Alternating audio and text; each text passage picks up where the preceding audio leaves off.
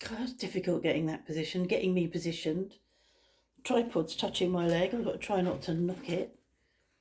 Um, yesterday was Wednesday, and um, we had a radiology appointment at 9:45 for Mark in the morning. And we went there, and on our way there, we were talking about the stuff that was causing us anxiety. One of the things that was causing me anxiety, and Mark sort of went along with it, was that the shutters have been standing here unsecured in the carport. And I know that I talked about them in maybe two vlogs, shown photos of them in two vlogs, and I knew that that wasn't a good plan afterwards. Normally afterwards I think, oh, you stupid cow. So I was really worried about those. Um, so we talked about that, and we talked about all the other stuff that wasn't happening, and thinking about how we were going to manage it. And I think in the previous vlog I talked about getting someone to be available to talk with our builder, a French person to talk with our builder, but a French person who also speaks English, because we've got French friends who don't speak English well enough, whereas our neighbour Manuel speaks good enough English. His English is pretty good. He'll deny that, but his English is pretty good, and he only lives 2 minutes up the road. So we decided that on the way back we'd go up and ask him if he would come down and see us before lunch, if we could sit and talk about and show him what we were up against.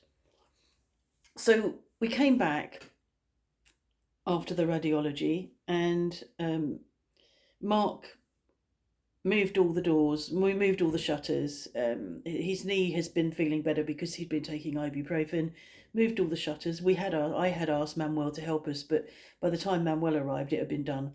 So all the shutters in the garage, and I'm really pleased about that, because it's like, if we're driving away with the gates open, or even if the gates are closed, it won't make any difference. And there have been robberies around here recently, and I don't think, Mark said, but they're fitted, they're sort of made to measure. I said, yeah, but people don't care about that. They'll pick them up and resell them. It doesn't matter to them if they can nick it.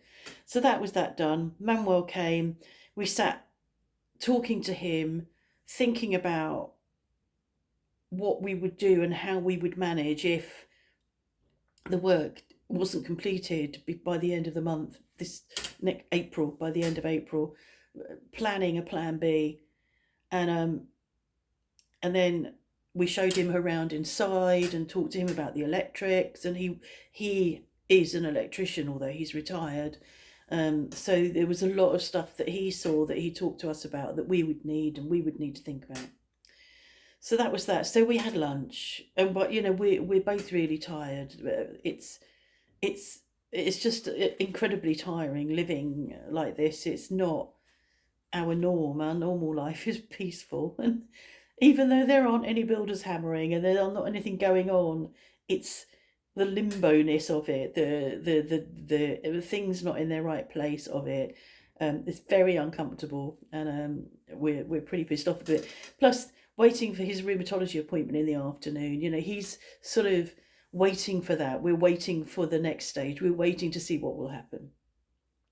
So we had lunch. I tried to have a sleep. That didn't work. I got up, was doing some prep for his rheumatology appointment, trying to access a website where the report from the morning's radiology had been done. And there was a knock at the door, and it was the electrician, which was really pleasing. It was like, I'd sent him a text which he'd not replied to. I sent him a text on Monday, but here he is at the door. Great. Went up the road, fetched Manuel. He came back down. And then they were around the house, looking at this, looking at that. They were talking about stuff. Then Manuel would translate it for us. I mean, we could understand some of it. But when they were talking together, which is what happens for French people when we're talking in English between us, it is so quick. I picked up some of it. So that was really useful. And he has said that he'll have a Devi to us at least by Sunday, at the latest by Sunday, by email.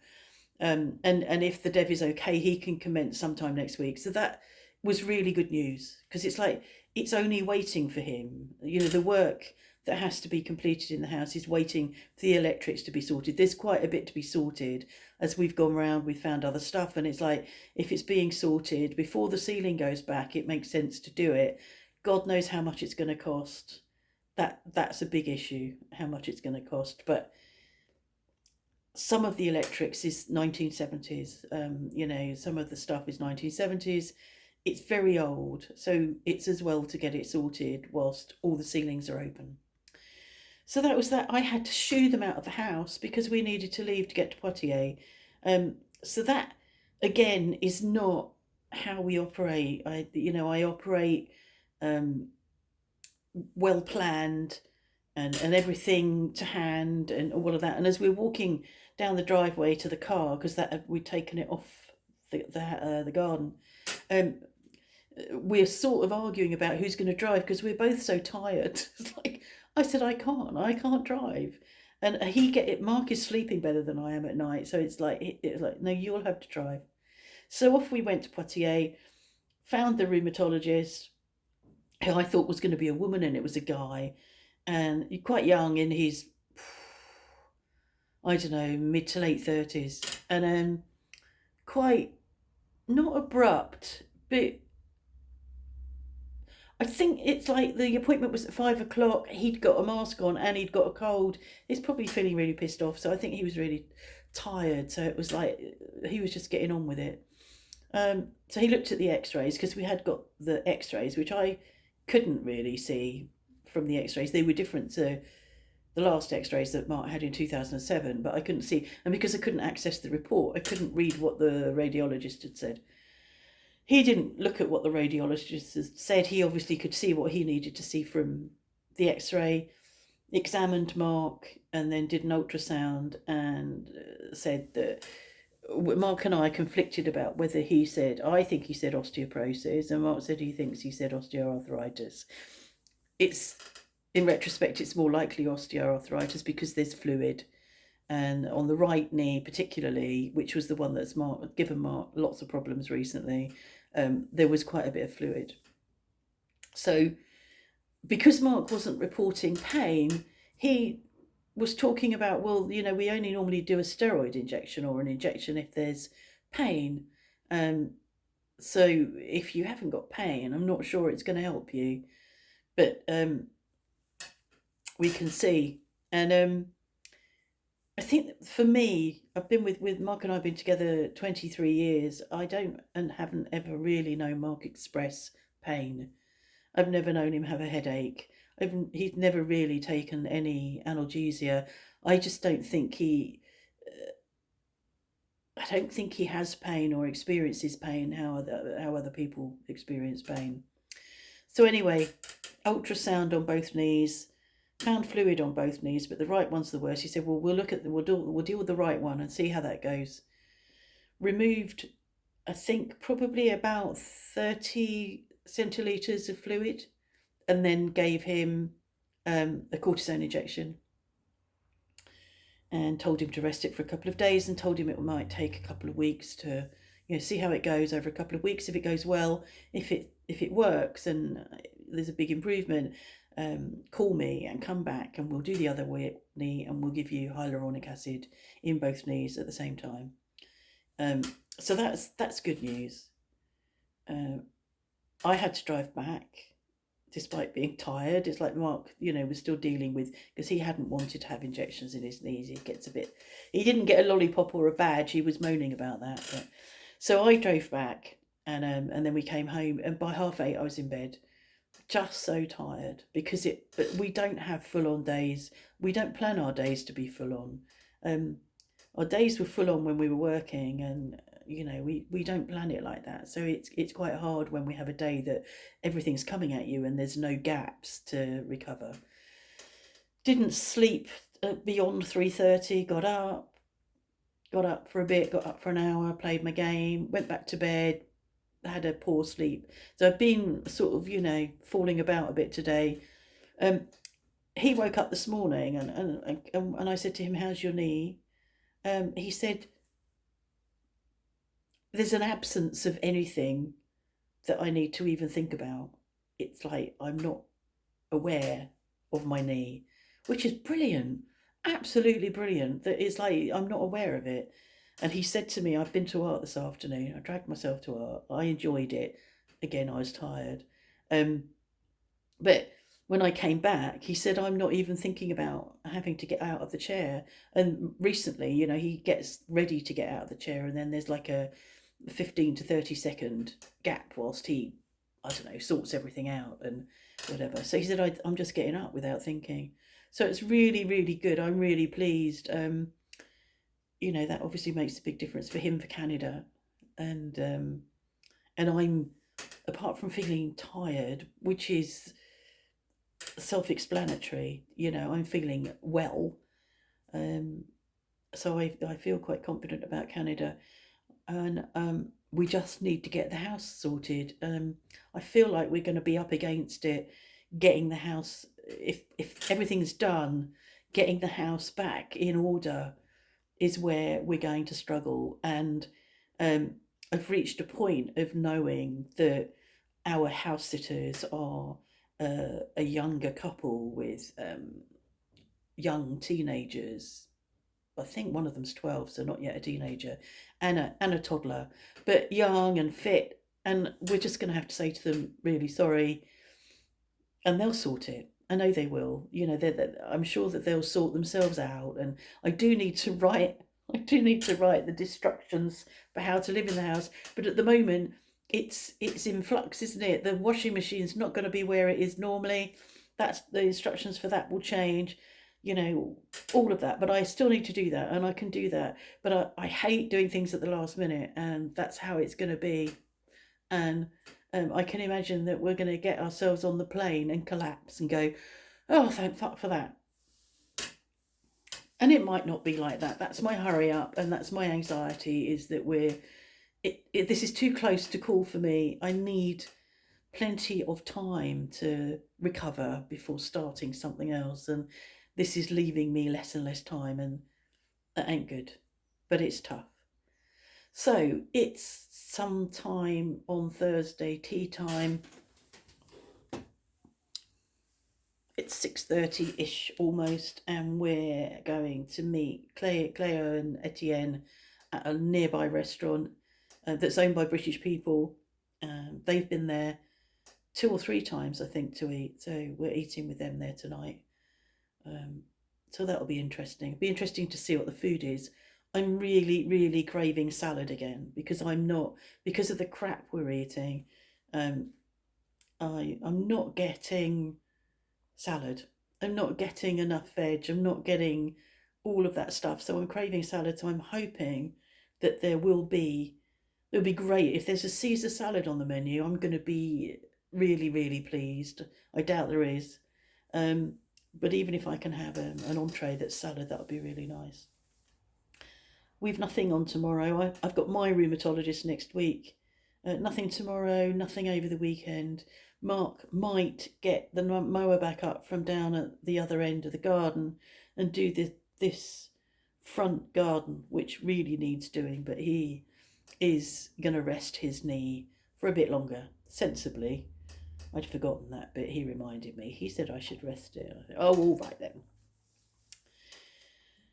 So I'm sitting here and I can see the Forsythia that now is still really bright yellow, but there's a lot more green on it. And when we were driving somewhere yesterday, I can't remember where it was, we passed a lovely garden where there was a lot of Forsythia yellow. It wasn't Forsythia, it was a different plant, but a lot of that Forsythia yellow, and a lot of lime green in another plant. And it was really, really pretty. And the Forsythia is looking like that all in one go. There's also a lot of bushes that have got a lot of white on them, that one of the first things we get just in February, still we get blackthorn. I think it's called blackthorn, and that's the first thing to flower, and that's white.